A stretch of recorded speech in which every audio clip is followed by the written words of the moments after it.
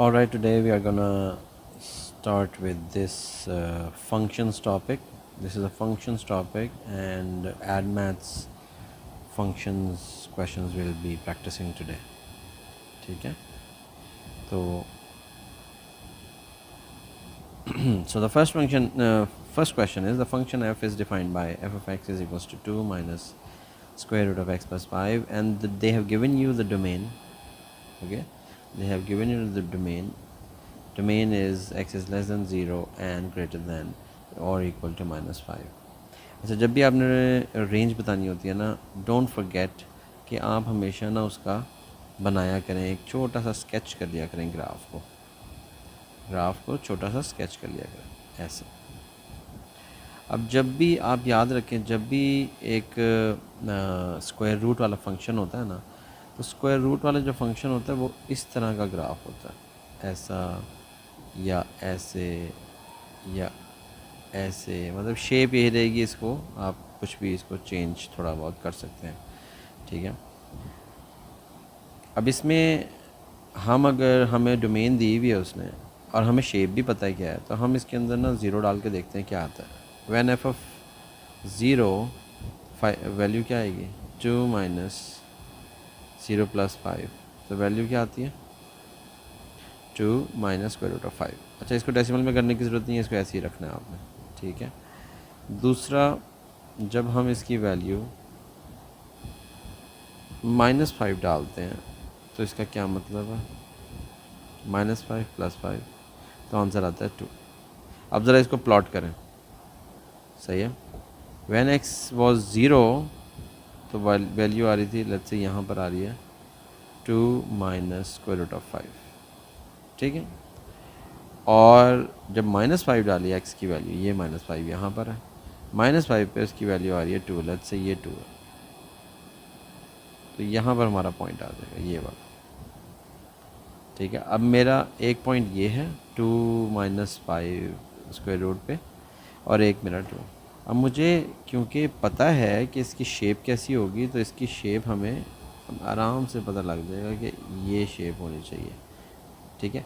Actually वो इधर से ऐसे जानी चाहिए था पूरा कंप्लीट, और इधर से ऐसे जाना चाहिए था, क्योंकि ये एक स्क्वायर रूट फंक्शन है, ऐसा जाना चाहिए था। लेकिन उसने डोमेन सिर्फ हमें 0 to -5 की दी है, इसलिए हमें ये शेप का हिस्सा ये वाला पता चल गया, ठीक है। अब हमें आंसर लिखना है, what is the range of F. तो रेंज ऑफ एफ़ के लिए I will write F of x in the middle, और हमेशा ऐसे ही साइन लगाना है आपने, इसी डायरेक्शन में, ठीक है। लेकिन जब हमने -5 डाला तो आंसर 2 आया था, तो बड़ी वाली वैल्यू आपने इधर लिखनी है और 2 इंक्लूडेड है, क्योंकि -5 के ऊपर यहाँ पर आपका इज़ इक्वल टू का साइन है, इसलिए जब आप इसकी रेंज के अंदर लिखेंगे तो यहाँ पर भी इक्वल टू का साइन आपने लगाना है लाजमी, ठीक है। और यहाँ पर जब 0 डाला तो 0 के अंदर इज़ इक्वल टू साइन नहीं है, इसलिए हम 0 का साइन ये इनइक्वालिटी का ऐसे ही रखेंगे, और यहाँ पर लिख देंगे 2 minus square root of 5। This is your answer, this is the range of this function. Next उसने कहा है find f inverse and state its domain and range, ठीक है। एफ इनवर्स फाइंड करने के लिए क्या करना था, हमने सबसे पहले 2 minus square root of x plus 5 को इक्वल रखना है y के। इसका मतलब है square root of x plus 5 is equals to 2 minus y, ये ऐसे हो जाएगा। फिर x plus 5 is equals to 2 minus y whole squared, और x is equals to 2 minus y whole squared minus y. तो इसलिए हमारा एफ इनवर्स क्या बन गया, f inverse is equal to 2 minus x whole squared minus 5, ठीक है। ये हमारा फंक्शन का एफ इनवर्स बन गया। अब उसने पूछा इट्स डोमेन एंड रेंज, ठीक है। अब देखें, हमने ये पढ़ा हुआ है कि जो फंक्शन की डोमेन होती है वो इन्वर्स की रेंज होती है, जो फंक्शन की रेंज होती है वो इन्वर्स की डोमेन होती है। इसका मतलब है हमारी एक्स की डोमेन, इस फंक्शन इन्वर्स फंक्शन की जो डोमेन होगी, it will be 2 and 2 minus 5 यहाँ पर आ जाएगा, ठीक है। और जो इस इन्वर्स फंक्शन की रेंज होगी वो हमारी ये चीज़ होगी ना, क्योंकि ये इसकी डोमेन थी इस फंक्शन की, तो यहाँ ये वाली चीज़ मैं यहाँ लिख दूँगा, ठीक है। इसका मतलब है यहाँ 0 आएगा और यहाँ आएगा -5। That's it, these are your answers. ठीक है, फिर अगला एक पार्ट है इसका, the function g is defined by g of x is equal to 4/x for x is less than -5, x is greater than equal to -5, less than -1 है, sorry. So what does this mean? पहले तो इसकी बात समझनी है। तो f g of x का मतलब ये नहीं होता कि ये मल्टीप्लाई हो रहे हैं, मल्टीप्लाई नहीं करना आपने। ये वाला जो फंक्शन है g, ये वाला फंक्शन इस वाले फंक्शन के अंदर डालना होता है हमने, और फिर उसको इज़ इक्वल टू 0 रखना होता है। ठीक है, इसका मतलब है हम इस तरह कर रहे हैं, 4/x इज़ इक्वल टू 0। अब मुझे ये इस फंक्शन के अंदर 4/x डालना है, f इनवर्स की f के अंदर। f फंक्शन क्या था? 2 minus square root of x plus 5 था, तो x अब क्या डालेंगे? 4/x plus 5 is equal to 0। So 2 minus square root of x 4 plus 5x is equal to 0। अब हमें इसको सॉल्व करना है। सॉल्व का मतलब होता है x की वैल्यू निकालनी है। सो 2 इज इक्वल्स टू, ये उधर चला जाएगा, 4 plus 5x over x, square उधर चला गया तो 4 हो गया, तो 4 प्लस 5x ओवर x। अब x उधर जाके मल्टीप्लाई हो जाएगा, 4x हो जाएगा, 4 plus 5x -4 is equals to 5x minus 4x. So x is equals to -4. That is your answer. That's it. All right, let's move on to the second question. Second question is also very easy. Okay. It is given that f of x is equals to 3e raised to power minus 4x plus 5 for x belongs to real number. अब ज़रा domain को समझें। x belongs to real number. x belongs to real number का मतलब है any number, x can have any number। ठीक है ना? तो state the range of f। अब देखिए इसने जगह भी थोड़ी सी दी है, 1 मार्क का क्वेश्चन है, तो आपको समझ आ जानी चाहिए। ठीक है, वो क्या समझ आ जानी चाहिए कि जब फंक्शन एक एक्सपोनेंशियल फंक्शन होता है, this is an exponential function, why? Because x जो है वो एक पावर में है, देख रहे हैं आप, इसलिए।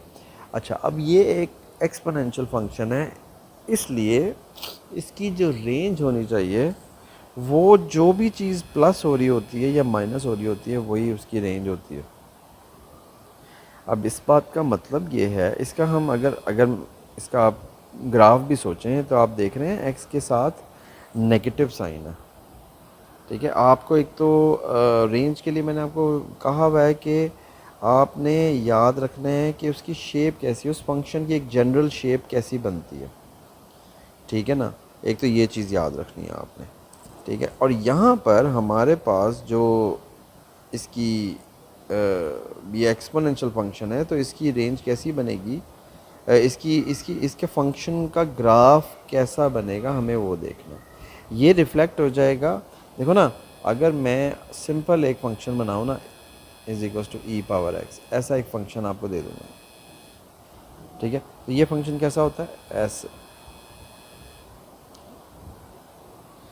जब भी x की वैल्यू के साथ नेगेटिव आ जाए, अगर मैं इसको यहाँ माइनस लगा दूंगा ना, तो ये y एक्सिस के अंदर रिफ्लेक्ट हो जाएगा ये ग्राफ।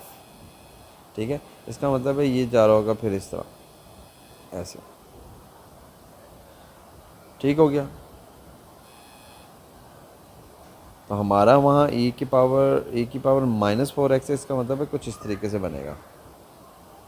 ठीक है, दूसरी बात ये कि अब यहाँ पर देखें, इसके आगे कुछ भी नहीं लिखा हुआ है, इसके आगे 0 लिखा हुआ है, सही है। इसलिए इसकी एसिम्पटोट, ये लाइन एसिम्पटोट वो लाइन है जिस लाइन को ये टच नहीं करेगा, लेकिन उसके पास पास जाता रहेगा। ये उसके पास पास जाता रहेगा, लेकिन उस लाइन को कभी टच नहीं करेगा। अब यहाँ पर 0 है, इसलिए यहाँ पर ये वाला ग्राफ जो है वो y इज इक्वल्स टू 0 से ऊपर ऊपर रहेगा, यानी x एक्सिस से ऊपर। तो जो भी बाद में लिखा होता है उस लाइन से वो ऊपर ऊपर रहता है। इसका मतलब ये हुआ कि अगर मैं अपना ग्राफ बनाऊं तो हमारा जो फंक्शन का ग्राफ है, ये अगर यहाँ लेट्स से 5 है इधर, अब ये जो 5 है ना, ये मेरी एसिम्पटोट है। एसिम्पटोट का मतलब क्या होता है कि ग्राफ इससे ऊपर ऊपर ही रहेगा, ऐसे।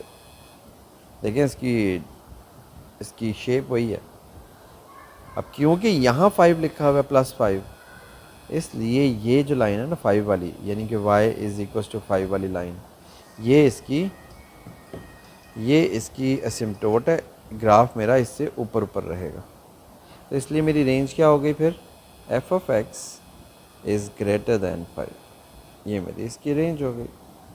So second part, find f inverse, इसका मतलब है इज इक्वल्स टू y। अब आपने सब्जेक्ट बनाना है x को, तो y -5, 5 को मदर ले गया हूँ, e power -4x is equals to y -5/3।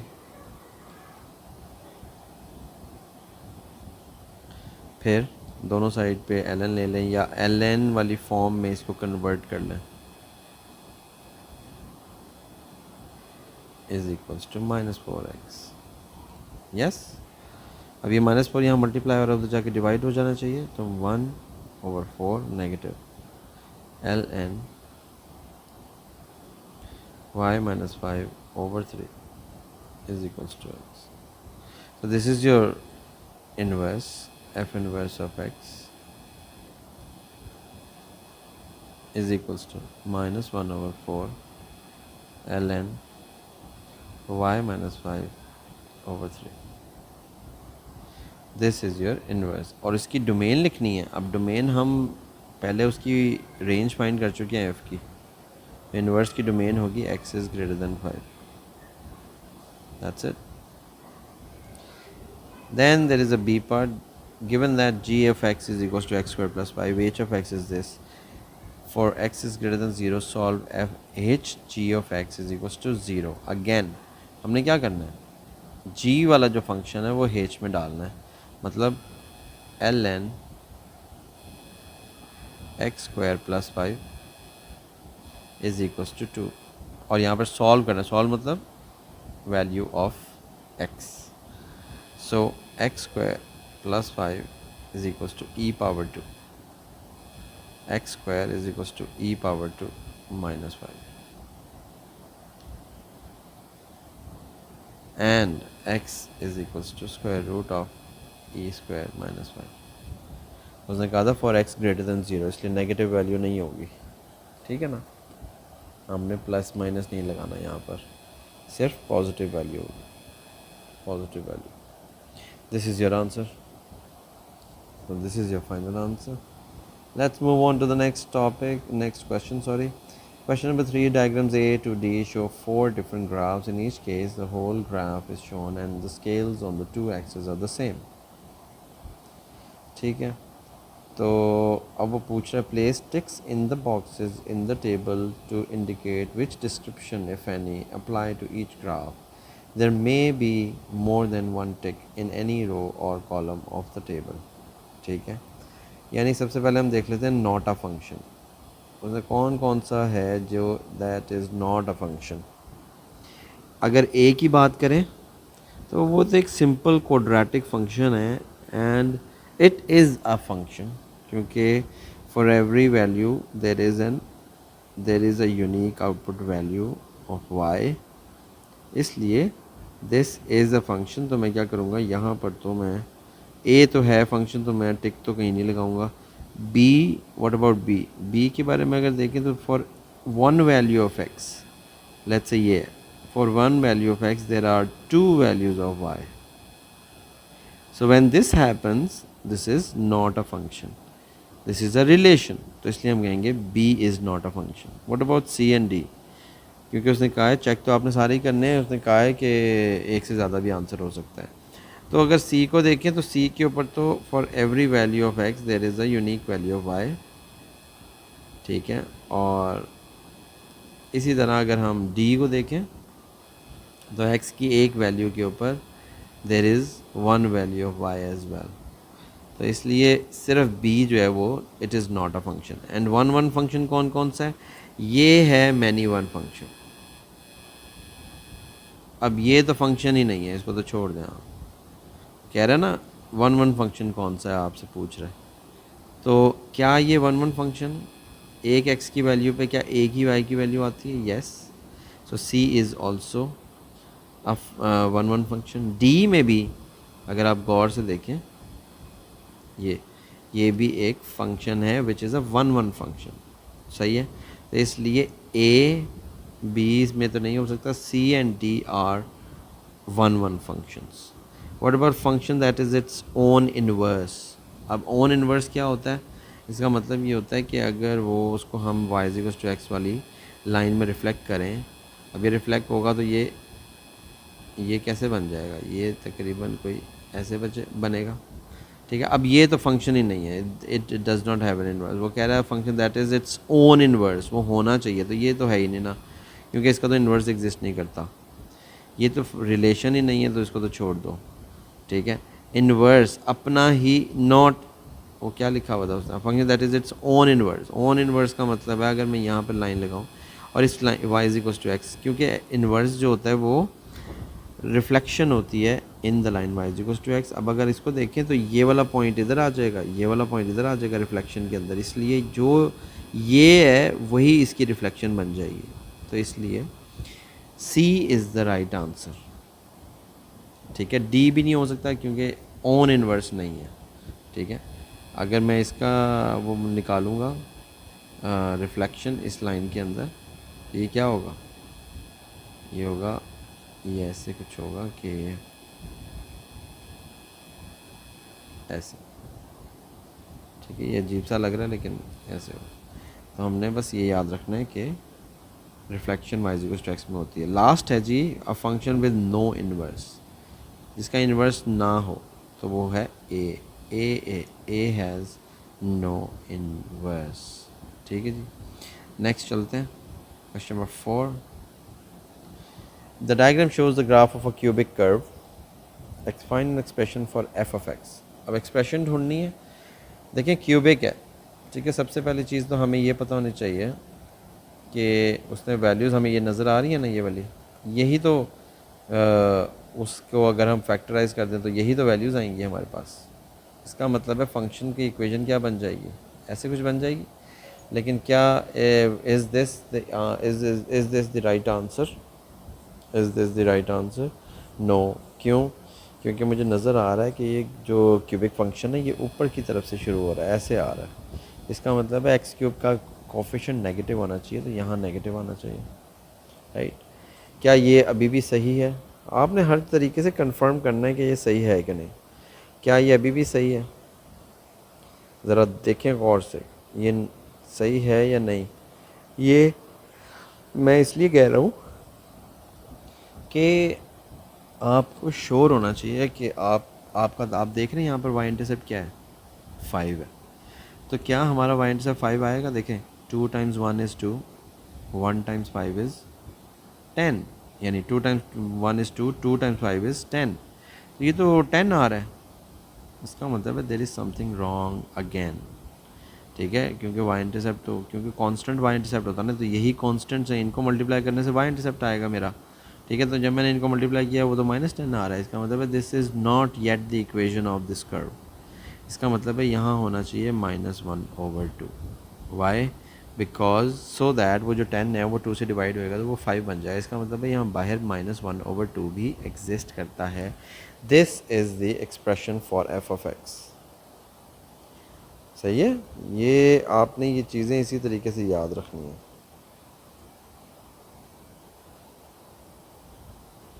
कि हमें पता होना चाहिए कि हमें क्या क्या चीज़ चेक करनी है और वो फिर हमें। अच्छा जी, नेक्स्ट अगर हम देखें तो बी पार्ट में वो कह रहा है solve f of x is less than equal to 0। अब यहाँ इसका मतलब क्या है? इस चीज़ का मतलब क्या है? वो आपसे ये पूछ रहा है एक्स की वो वैल्यूज़ बतानी है, एक्स की वो वाली वैल्यूज़ बतानी है आपने जिसके लिए ये कर्व लेस देन 0 है, लेस देन इक्वल टू 0 है। लेस देन इक्वल टू 0 का मतलब है ये कौन से पार्ट की बात कर रहा है? ये सिर्फ इस पार्ट ऑफ द ग्राफ की बात कर रहा है और इस पार्ट ऑफ द ग्राफ की बात कर रहा है जो कि ये नीचे जा रहा है। वो ये पूछ रहा है कि एक्स की कौन सी वैल्यूज़ के लिए this graph is equal less than और इक्वल टू 0। तो लेस देन और इक्वल टू 0 के लिए मैं कहूँगा फॉर एक्स ग्रेटर देन और इक्वल टू 5, तो फिर ये ग्राफ लेस देन ज़ीरो ही होगा, यानी कि पूरा का पूरा ग्राफ जो है वो नीचे ही जाता रहेगा, एक्स एक्सिस से नीचे ही रहेगा। Basically less than equal to zero का मतलब होता है कि एक्स एक्सिस से नीचे ही रहे, ठीक है। तो एक्स एक्सिस से नीचे कब रहेगा? For x greater than equal to 5, यानी आप 5 से कोई भी बड़ी वैल्यू डालेंगे तो एफ ऑफ एक्स की वैल्यू ज़ीरो से नीचे आएगी, कम आएगी। और दूसरा, ये जो दूसरा पार्ट है, ये वाला रेड मैंने ये किया है, इसमें कैसे हमें पता चलेगा? इसमें तो -1 पे से वो नीचे होता है एक्स एक्सिस से, और फिर -2 तक नीचे रहता है, और -2 के बाद वो फिर ऊपर जाना शुरू हो जाता है। इसलिए -1 और -2 के दरमियान तो वो नीचे है ना। तो हमने ये बताना है x less than equal to -1 greater than -2, ये आंसर है बस आपका। दैट्स इट, ठीक हो गया। नेक्स्ट, अगला question, function f and g R such that for x belongs to R, these are the two function, state the range of f. अब ये तो एक बहुत ही सिंपल सा क्वाड्रेटिक फंक्शन है, और ये सिंपल सा क्वाड्रेटिक फंक्शन क्यों है? क्योंकि इसका ग्राफ ऐसा बन जाएगा। और जब ये इस तरह लिखा होता है ना, जब कोई बीच वाली टर्म नहीं है, जैसे वो 2x वाली या x वाली टर्म नहीं है, x वाली जब टर्म ना हो ना, तो फिर इसका जो ग्राफ होता है वो बिल्कुल मिडिल पॉइंट जो होता है वो इसका एक्स एक्सिस वाई एक्सिस के ऊपर ही लाई करता है, ठीक है। अब ये टर्निंग पॉइंट कौन सा होगा? वाई इंटरसेप्ट इसका 3 है, तो ये 3 होगा। इसका मतलब ये हुआ कि f of x is greater than equal to 3। फिर f g x is equal to 4। अब जी वाला फंक्शन हमने एफ में डाल देना, इसका मतलब है 4x - 1 whole square plus 3 is equal to 4। अब मैंने क्या किया? मैंने ये वाला फंक्शन इस x की जगह पे रिप्लेस कर दिया। यही करने के लिए कहा था, इसका मतलब ये होता है, सही है। इज इक्वल टू 4 रख देना, 4x - 1 whole cube is equal to 4 - 3 1, oh sorry squared है यहाँ। So 4x - 1 is equal to 1 squared, which is x is equal to 1 + 1 over 2, ये आ गया 1। This is your answer. So next part, a function h is such that h of x is 2x + 1 over x - 4, x belongs to a real number and x is not equal to 4. So f inverse हमने h inverse हमने निकालना है। So सबसे पहला काम क्या होता है? Put it equal to y, then I multiply, then I combine the like terms, I take common,